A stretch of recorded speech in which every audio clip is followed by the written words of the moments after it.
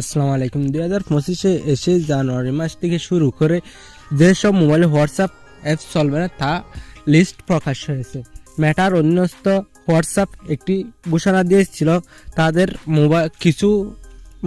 কিছু সংখ্যক মোবাইলে জানুয়ারি থেকে হোয়াটসঅ্যাপ চলবে না তার লিস্ট শেয়ার করা হয়েছে। আজকের দিনে দাঁড়িয়ে কোন কোন মোবাইলে অর্থাৎ জানুয়ারি মাস থেকে কোন কোন মোবাইলে হোয়াটসঅ্যাপ চলবে না তার লিস্ট আমরা দেখে নিব।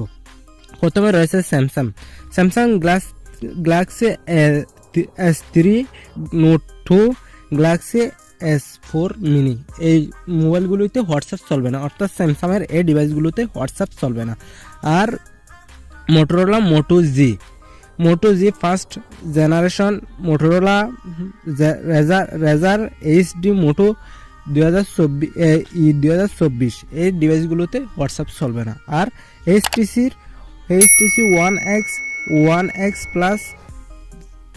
প্লাস DSR 500 DSR 601 এই ডিভাইসগুলোতে হোয়াটসঅ্যাপ চলবে না। আর সোনি যে মোবাইলগুলোতে হোয়াটসঅ্যাপ চলবে না তার লিস্ট হলো Sony Xperia Z, Xperia SP, Xperia T, Xperia B।